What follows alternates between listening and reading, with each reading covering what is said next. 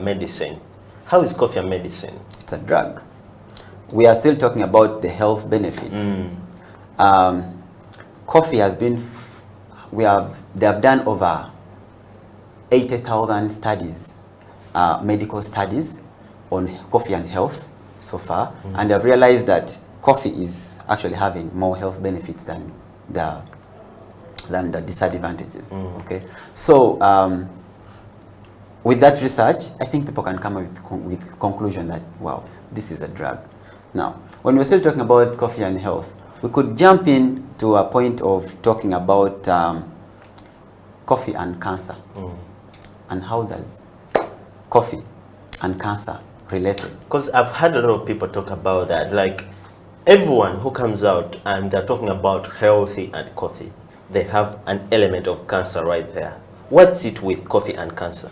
Now, with coffee and cancer, because let's first talk about what is cancer.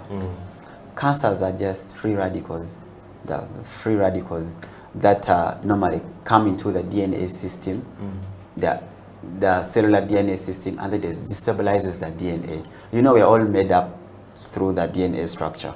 Okay, so they come.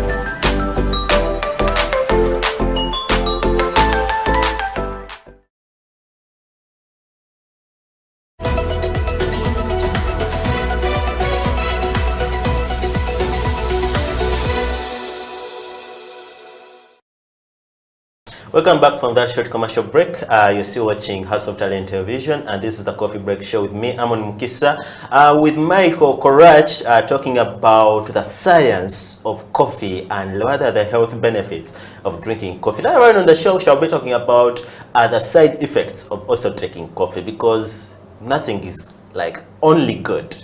Something is good, but also has some effects when misused. But as I told you, we have a lot of comments that are coming on our Twitter platform. We are asked a question: what do you feel when you drink coffee, or do you believe that do you believe everything they say about coffee, and what is your experience when you drink coffee? I have Simon Peter says, I personally believe that coffee is medicine. Michael, do you believe that coffee is medicine? Now I need to see that guy. I'm going to give him a 250-gram coffee. Simon Peter, just just looked on the show towards the end of the show. Michael has 250 grams of coffee for you. But also, Kim Coffee Roasters Uganda says, so someone was like saying that women get dry, and Kim was like, making them dry, it means dehydration is higher than hydration. Therefore, if someone experiences dryness here, the remedy just take 2 to 3 liters of water and the effects will go away. Michael, do you also believe that when women drink coffee, they get dry? No, I don't believe only women. Even us. Even us? Dry. How do I get dry? Because because as actually my brother explained, it has that dehydrating effect.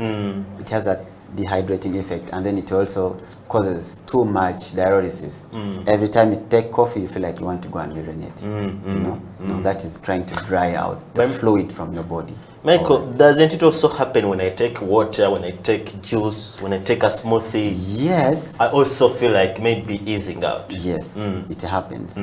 So what's the difference between that? Because when I drink water, I also go the other side. Yes. When I take coffee, I also go the other side.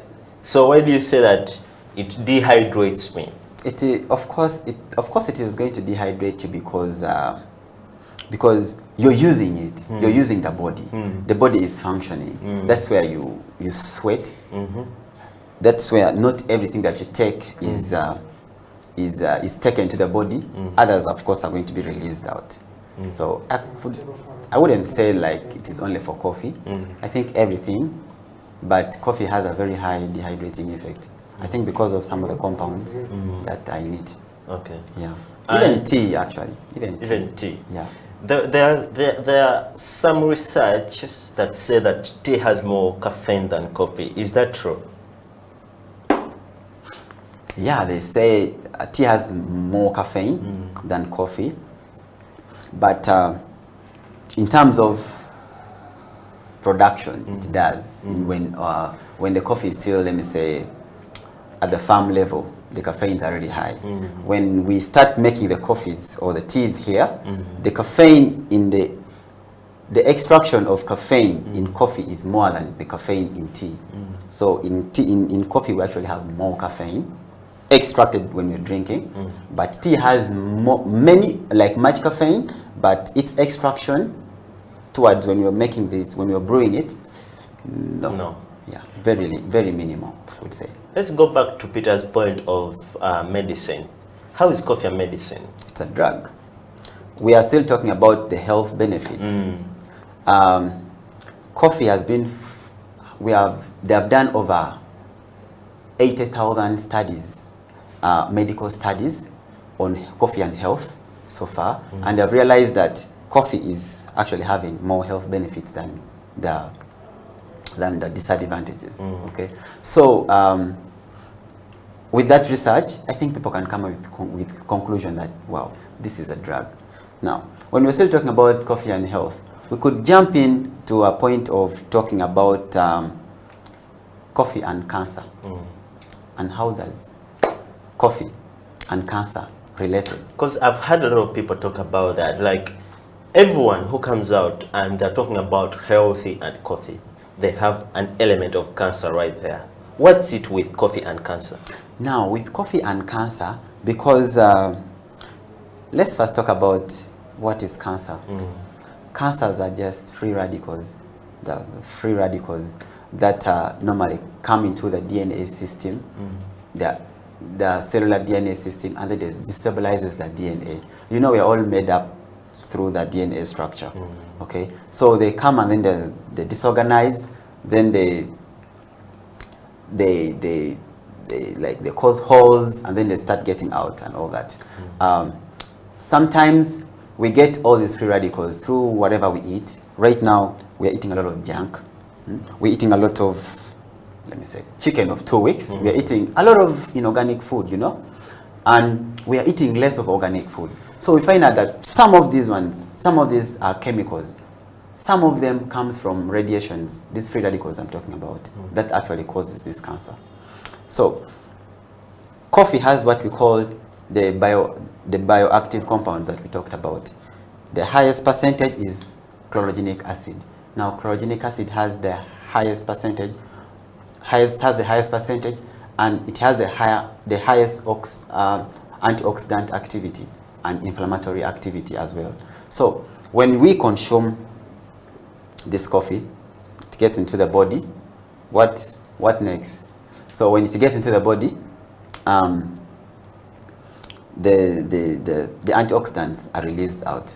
So when they are released out, they go. What they do is they enter into through the blood DNA, the DNA. They try to neutralize those harmful cells. They neutralize them. For instance, I think they even burst them. Okay, yeah. So that they actually lower the risk, because just imagine 1,000 cells have been released out. Okay, and then when we take this coffee, 70 cells are busted out or are neutralized out. So which means they are actually trying to reduce the risk, but they don't cure.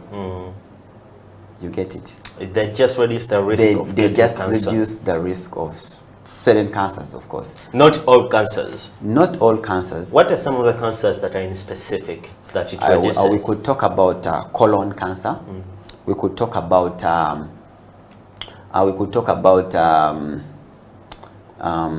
liver cancer. We talk about what did you say? Is there something called like brain cancer? Brain, of course, even brain cancer. Yeah. I haven't seen much research about brain cancer, but when you talk about liver, colon, mostly about it on the digestive, then prostate, all those things. Actually, yes. And there has also been a research that shows that when pregnant women take coffee, they stand a chance of like having abortion. Is it true? We talked about the minimum per day of coffee consumption. You know, when you consume 3 to 4 cups a day is actually okay. But just imagine you're consuming like 15 cups, 20 cups a day. Then that is too much. That's too much. That is too much. That's a misuse of that is a misuse. the substance of misuse. the coffee. Now just imagine we're taking 3 cups or 2 cups or even this cup and we're excited. Now taking 10 cups, how do you think that will be? The excitement will be too much, but the activity of the caffeine will really be too much in the body. And remember, this pregnant mother is carrying a fetus in the stomach, and this fetus is really, how can I say, this fetus is very fragile to this caffeine. This baby cannot take in that much caffeine. Remember, when it is absorbed in the body, it also passes to the fetus, you know, because it goes through the bloodstream. Everything. So sometimes it may affect, sometimes it can lead to abortion. I could accept that, but in higher percentage of consumption. You see, I've had a lot of women who are friends tell me that doctor's recommendation is for me not to take coffee at all. I could say if they are really not coffee lovers, I could say if you've really been a coffee lover, you've been taking five cups a day, and you're a pregnant mother, maybe you can lower to 1. Do you think they should? Maybe you can dilute it with milk or something. Because I was going to talk about the decaffeinated coffee. Should they stick to the decaf type of coffee? Yeah. Decaf still has caffeine, but of course very minimal. To the fact that it dissolves through the bloodstream and it goes away? Or very minimal that it stays into the bloodstream? No, I'm talking about the now, let me give an example. If we are consuming 1 cup, which is roughly, let me say 90 milligrams per cup of caffeine, we could be consuming that right now, okay? But a pregnant mother, when he's taking decaffeinated coffee, let me say he's consuming, let me say 5 milligrams, okay? 5 milligrams, I could say, because the reduction and the process that the decaffeination process has undergone through. Researchers say there is not any process that has extracted out 100% of caffeine. So you find that they have extracted 96, 93. So you realize that the 7 is there. It's still there. Yeah. Okay. And also, let's talk about the point of like those who work out. I've gone through a lot of gyms. Okay, I rarely do work out, but I've gone through most of the gyms, just passing around, sometimes go with friends, work out a little bit. And there is a coffee station somewhere in a corner, in a gym. Wow. Do you think taking coffee before and after working out is important? Or is it advisable? Because remember, we talked about the caffeine, which is a stimulant. Yeah. So I assume if I take that coffee and I'm going to work out, I'll be having that stimulation throughout my body. So is it advisable to take that coffee before I'm going to work out? I think it is okay, because it's being really a natural drug. It is just a natural drug. Limitations to it is like when you consume it, it's too high. But when you consume, like when I go to a gym and they give me like 2 to 3 cups, it is okay for me, because I'm going to consume it. Then I'm going to start doing exercise. The caffeine itself is going to help in keeping me going. Okay, so as it is keeping me going, what am I doing? I'm actually burning fat. Okay, because there is a stage where we also talk about coffee and diabetes. You know, it also lowers the risk of diabetes. These are obese people. Okay, we talk about especially type 2 diabetes mellitus, that is caused when the body is actually having too much blood sugars in the body, that it cannot actually be broken down. Now it is taken and converted to fat. People become really obese. You get. Now caffeine helps us burn that fat out. So I think that's a good thing, you know. Well, this is a conversation that we cannot get enough time to exhaust, because Michael here is telling me that it's okay for someone to drink coffee when they're going to work out. But there are those people who have like higher energy levels, that the fact that when they just have a taste of coffee like this, they're like a whole tractor ready to rampage all over. So guys, you can get engaged with us on our social media platforms about this same topic. Like, what do you really think that are some of the health benefits, or what are the importances besides the health? I was talking to Mike and he told me that there's no any other importance apart from health, you know. So what do you think about the importance of taking coffee, and what are the effects on take coffee? Get to our social media platforms, that is at HTV1UG on Twitter, House of Talent Uganda on Facebook and YouTube. Make sure you subscribe to YouTube and you'll be able to watch the videos that we upload over there. Otherwise, we're gonna be taking that short commercial break and the coffee break right here. We'll be right back.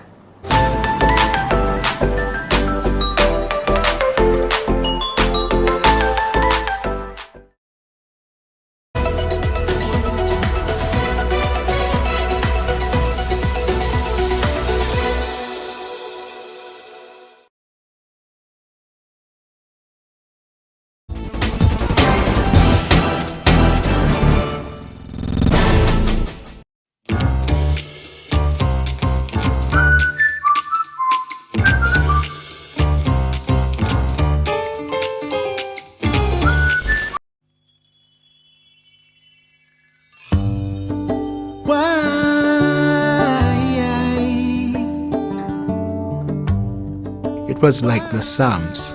When you look at David, he's passing through hard things, but then he's willing to talk about them. So music allowed me to be real, authentic. To God, he uses song to minister to me. So it was more, it's personal, I can relate to it, and he's helping me overcome through that, to be able to be used as that vessel that delivers this message, which I know that I've just borrowed from heaven. my soul. Why don't you hold My music statement is to write music that will be able to speak to the heart, soul, and spirit, restoring the goodness. You know, when in the Bible it says, and he looked at it and it was good. The message that I have, there are 10 songs. They will be specifically invoking that God has already said that we have to embrace as his image to restore goodness in this world. Music is not what defines you. For me, that was a great revelation that my identity is more in God, in who God calls me. If I can inspire you also to use your gifts and talents to make a difference, I would have played my part in this world. I will rise and rise. Now is the time. Rise and praise you, Lord.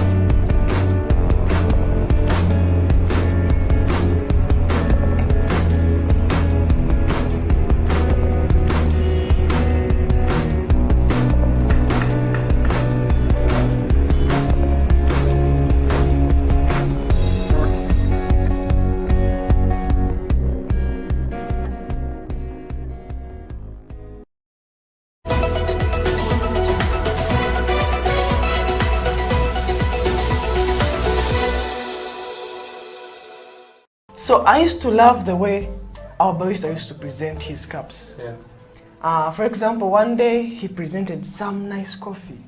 It was a cappuccino, very nice, presented.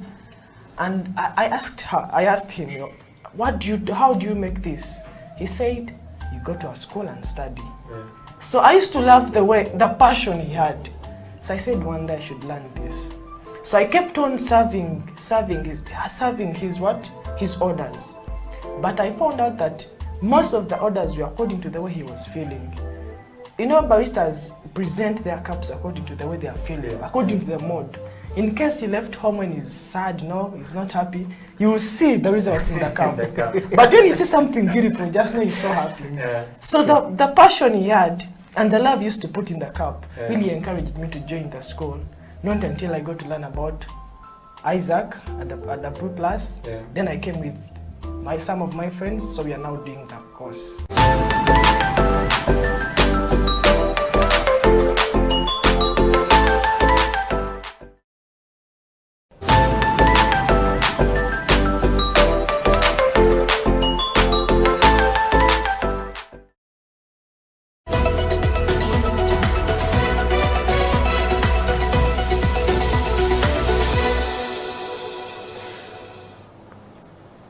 Welcome back from that short commercial break. My name is Amon Mukisa, and we're still here on the Coffee Break Show with Michael Crash talking about coffee and health. Before we went to a break, Michael was telling me about the issue of working out in a gym and how it's okay for someone to drink coffee before they can go and work out. He never talked to us about whether it's okay to drink coffee after working out. Is that okay? That's still okay. That's still okay? Yeah. How about the issue of, many people here talk about this, only doctors, nurses, and specialists talk about it. Which issue is that? That's if someone drinks coffee, like a guy, is going to be up there in bed. Is that true? Okay. Now let me give a little bit of advice. It works, but it doesn't work. Mike, hold on. Look through that camera over there and tell us. It works. It works, but it doesn't work with sugar. Okay, if you drink coffee with sugar, yes, it doesn't work. It does never work. Michael, sorry, aren't you giving us advice of taking coffee without sugar? Take it without sugar, and you call me the next day. I will be in position to answer that query. You know. Well, guys, you're watching House of Talent Television. This is the Coffee Break Show on House of Talent. My name is Amon Mukisa. I can remind you that, please, if you want to watch this show, go on your YouTube channel. That's House of Talent Television. You'll be able to catch this show right over. Don't forget to subscribe as you're watching these brilliant episodes. But also, you can follow us on Facebook. That's House of Talent Uganda on Facebook, and also Twitter. You can follow me up. You can follow us up on Twitter. That's HTV1. Okay. You can also follow me up as Amon Mukisa. All right, Michael. There are a lot of coffee mints over there. I'm going to read a few of them here, and you'll be able to tell us whether that's true or false. Okay. One is coffee. All coffee has the same amount of caffeine. Is that true or false? That's not true, because there are factors that varies this from the brewing, from time of brewing, the equipment that you are using, all that has an effect on the caffeine, like bringing it out. You understand? So when you look at black coffee, may not be having the same composition like in a cappuccino or a latte. You get? So I wouldn't say that's the same. Different coffees still. When you look at the two species that we have in Uganda, Robusta coffee tend to have higher caffeine than Arabica coffee. So still that's not the same. That's not the same. If I make coffee from Robusta and I make coffee from Arabica, we won't still perceive the same caffeine. Okay. The other myth is coffee is highly addictive. Is it true? No. So I wouldn't wake up in the morning, each morning, and I'm like, I need a cup of coffee before I start my day. I have been in a place. I love coffee. I've been in a place in the village where I was there for over a week. Okay. And I wasn't taking coffee. I didn't even take anything like coffee, but I was fine. Now, when we discuss anything related to addictiveness, is something that you can't really live without, you know. Now, let me give an example of cigarette. You know, the nicotine in it is very addictive. That when someone bees a day without taking this, you find them when they're shivering, when they are like, they really want to smoke, you know. But me, if you leave me, just even you, if you have to go to the village and we're just going there, we have nothing, we can live. So anything related to addictiveness for coffee, scientifically it is not proven. Maybe the one last one, because there are a lot of mints out there. a lot of them. But one last one, and this is very funny for me. It says coffee stunts your growth. How true is that? I think that's a myth. I don't agree because it would be short. But that's really, we would be really very short. Some of us, you know. But I don't think that's true. You're like saying those short people do take coffee maybe in the morning. I mean, at their early age, and that's why they're short. That is genetical. That's genetical, not related to coffee. It's not related to coffee. How is coffee impacting my DNA anyway? Man, it goes through my bloodstream. Yeah, it goes through everywhere. Yes, but how is it really related to? I don't think that science is still. It's not real. For me, I say this is a myth. Well, this is the Coffee Break Show for you. We debunk and tell you what is right and what is wrong. And you'll be able to only know that if you're watching the Coffee Break Show. Michael, you know, over the seas, I'm talking about the diaspora countries, UK, US, all those countries, Arab countries. Yeah. These guys take a lot of coffee. A lot. Too much coffee. A lot. And when we come down here to Uganda, we take our domestic consumption of coffee is very, very a bit low. I think compared around, to those countries. I think our domestic consumption right now stands at around 6.5%. Okay, so why don't we have a culture of taking coffee like those people, and those people don't complain so much about all the things we talked about the show. Yeah. But for us here, we're still complaining about it. Why don't we have that culture of drinking coffee the way it is? I think it gets back to the culture, the background. I think where the old coffee originated. You know, back in the 18th century, when the Europeans had that World War II, then they had to enforce Africa to come and grow these cash crops for them to actually build their economy. You know, when that happened, our forefathers and mothers were really left with, I don't know, we are left like all these things are going the other side. Maybe because I have a feeling that they could have said that these things are used to make A, B, C, D, okay? They took them the other side. So up to now, we are still living in this myth of our foremothers saying, when I take coffee, girls don't take coffee, girls don't do this, girls don't do this. You can even look at in the old tradition whereby women were not allowed to eat like chicken. You cook it for your husband. See? So all these kind of myths are still trending, especially with low level of education. People are not exposed. When you ask a girl, any girl, like, let's go for a cup of coffee. Me, I don't take coffee. Like, why don't you take coffee? It's like, I just don't. Like, give me a reason. My mother told me. So even her mother told her, even her mother also, her grandmother told her. So the story keeps like that. There is nothing, you see. Because now when you look at the comparison on these guys consuming very high coffee, okay? When you look at the diseases that these people are really suffering from, and then you look in the diseases we are really suffering from, you realize that really coffee is really a very good thing, you see. Here we are suffering with a lot of diabetes, a lot of cancer. Let's look at the white world. I don't think that is really too much. Yeah. Okay. But because of this kind of myth with for our parents and all that, but we are trying to spread the gospel. We are trying to. People are coming to learn as we are here. That's the Coffee Break Show here, right here, because we want to demystify such things that people are thinking. Yeah. Let's talk about the issue of like side effects of taking coffee. Like I said before earlier on in the show, that each and every element on earth has a good side and a bad side. So, what are some of the side effects of taking coffee? Okay, we talked about 3 milligrams being like an average of 400 milligrams or 300 milligrams being like an average consumption per day.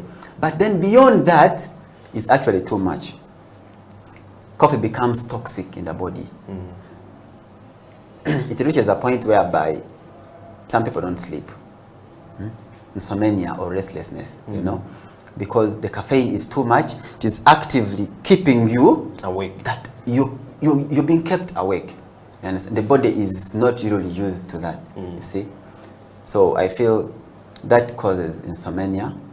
But if you don't take coffee, you get back to normal. But also, but if like, insomnia comes in another version, Yeah. then it becomes another disease. You don't blame it on coffee. Don't blame it on coffee. Yeah. Because I've read through a lot of researches, and they're like, for you to avoid this insomnia, you have to like make sure that you take coffee before the hour of 3. Like if you take coffee past the hour of 3, 4, 5, and you always sleep at around 8, that coffee is not going to be dissolved through your body bloodstream. It will be still there. That's why you still keep awake up to the hour of 10 or midnight. So if you want to solve this, make sure that you take coffee in the take it morning, earlier, like at midnight, Yeah. midday, So so that that it is yes, used. it's Yeah. used. I think Yeah. that's okay. Yeah, yeah. So what's the other thing that if someone takes coffee is born to have? I think the other thing is abortion. We earlier talked about it with pregnant mothers. Because this caffeine is very strong when it goes direct to the fetus. It actually sometimes kills the baby or causes a lot of issues within the umbilical cord and all that. Then some of the other things we could talk about could be children. I think children below the age of 7 should actually, because they're also highly sensitive to caffeine, they shouldn't actually also consume caffeine in very, very high numbers. Yeah, I think that is it. Well, how about about taking coffee when you're going like to, yes, we talked about like working out, but when you take coffee, for example, when you're going to like a football match, how does it affect you? Being a stimulant, as caffeine names it, it will just increase on the rate of everything. You know, it will actually increase on your performance. I think that is what you really need. How about these ones who take coffee without eating anything? How badly does it affect them? It causes drowsiness. Drowsiness. Yeah, because of the caffeine. Because remember, it is using a lot of energy. It is using a lot of energy to make you do a lot of things. Blood is moving at a very high pressure. Everything in the body is just hyped up. So when that happens, then the body will demand for more food, like real food, to be digested, for you to get the energy that is supposed to be converted to all this. Yeah. So I feel that is what normally happens. Okay. Yeah. Does coffee also has an element of alcohol in it? Like, do those two mix? Like mixing coffee and alcohol? If you drink, for example, I have a cup of alcohol here, and I have a cup of coffee over there, and I'm drinking all of them at the same time. Now we're having coffee cocktails. We